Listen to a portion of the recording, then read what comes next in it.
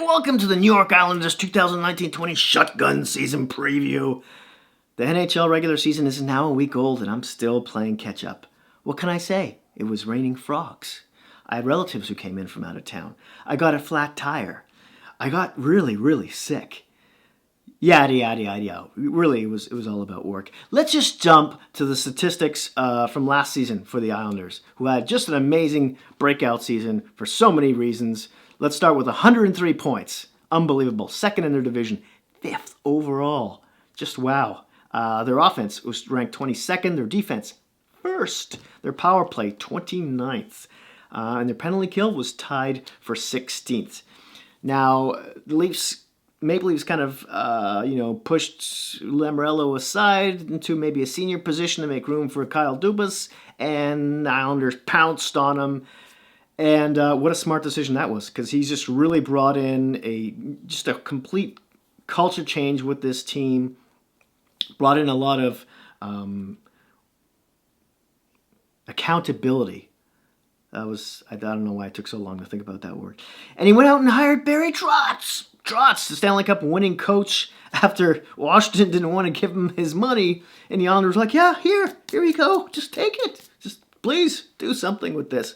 And what a job he's done. He got the whole team to buy into a defensive trap style system, if you will.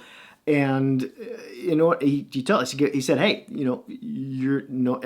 everyone's individual points are going to suffer, but the team is going to move forward, and we could even make the playoffs." And they bought it. And look what happened. They came up with aces right here. I mean, of course, he brought in goaltending guru Mitch Korn, who did wonders with Leonard and Greiss, the Jennings Trophy winners.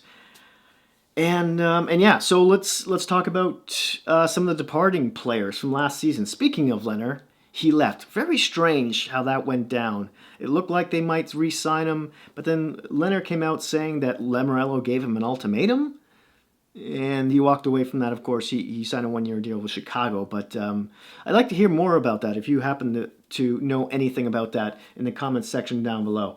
And we'll get to who they picked up in a second. But they also, Valtteri Filippo left. I believe he went back to Detroit. Steven Gianta, the third-line center, he left, as did Luca Sabiza and Steve Bernier. Now, the key pickups, the UFAs, weren't really much, but they picked up Semyon Varlamov to take Leonard's spot. He's had a rocky season the past 2 years, and he's had a lot of injuries. He's been very streaky, especially last year. Of course, he lost his spot to Grubauer, who ended up playing all the playoff games and did amazingly well. So, but hey, if it's good enough for Mitch Korn, it's good enough for me. I can see this guy rebounding with the kind of style this team plays and with that goaltending guru behind them. Now, they also picked up Derek Brassard, who's been a bit of a nomad in the past, really all his career, but especially over the past 7 years, I want to say. Remember, he had a couple of decent seasons with Ottawa and then got traded to Pittsburgh at the trade deadline. Didn't do too well there, and then he went to Florida afterwards, and then Colorado, and now here. He's landed here. So we'll see how he does. I believe they're putting him in that third-line center spot as well to plug it up, which makes them pretty good down the middle. Theoretically.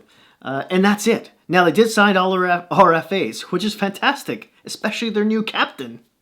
After John Tavares left, the team was like, yeah, okay, moving on. And although, a lot of the players regressed in points, the whole team got turned around. So that's one thing. I'm blabbing now. Let's look at the daily face-offs lines, starting with the first one. With Barzal in between Eberle and Lee.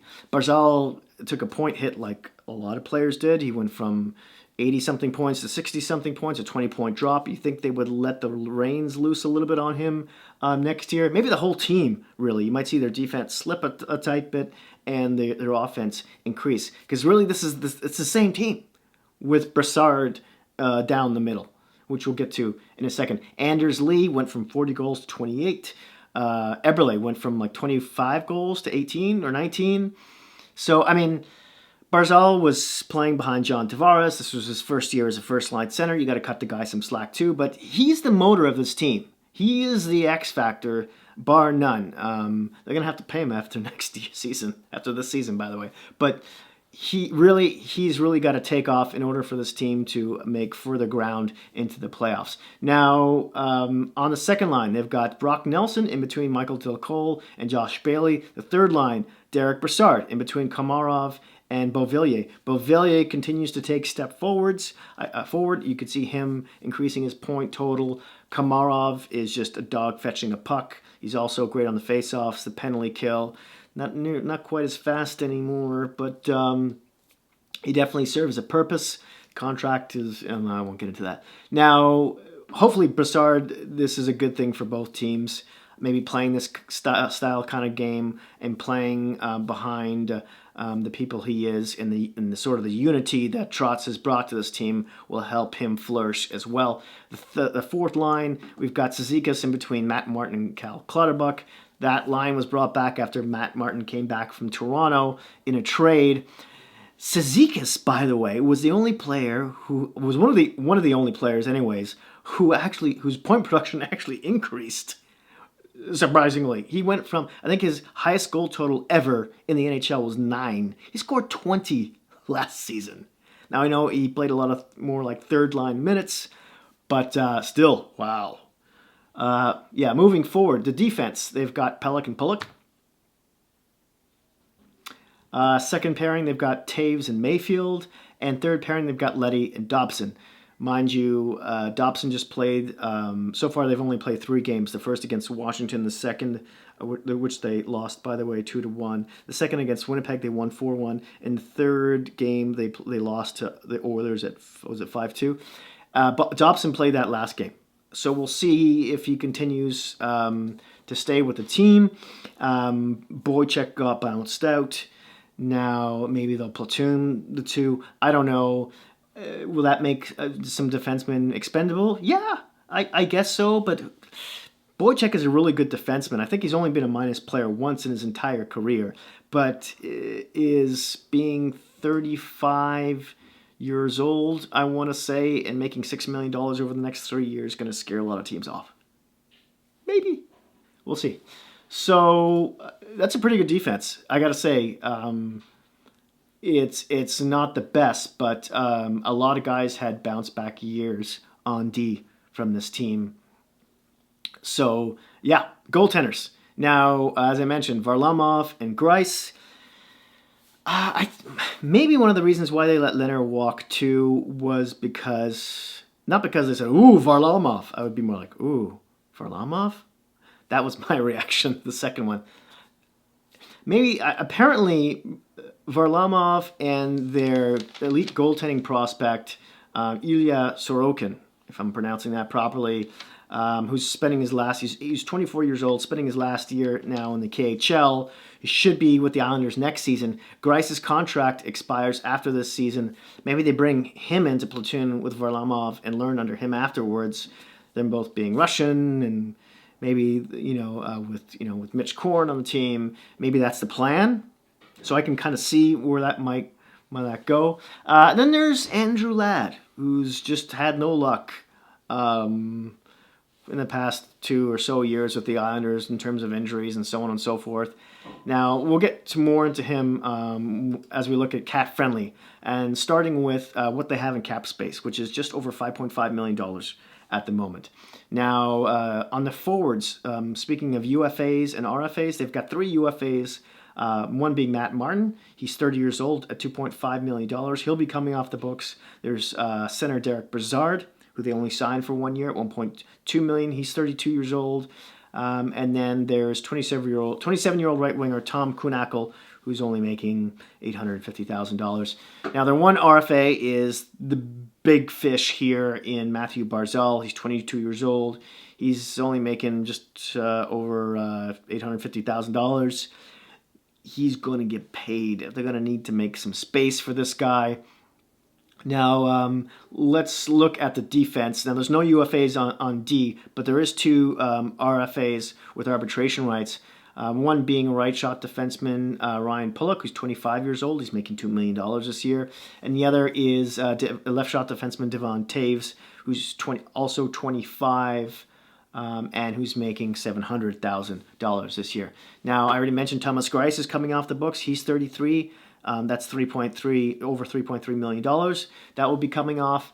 And then Andrew Ladd, age 33, who's on the LTIR, who signed for 4 more years at $5.5 million.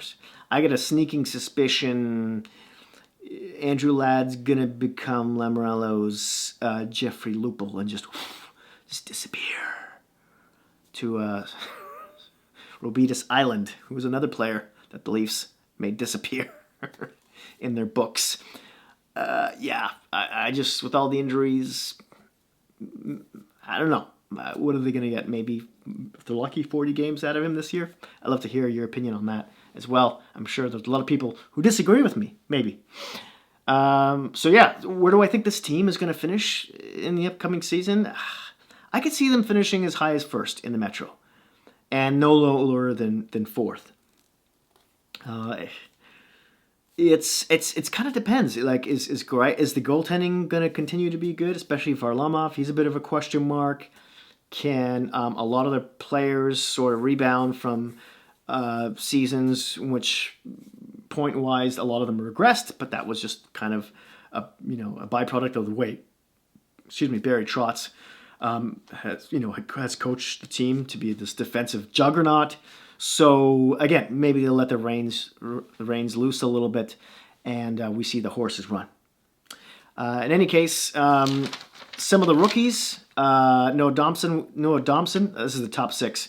Noah Dobson, defenseman.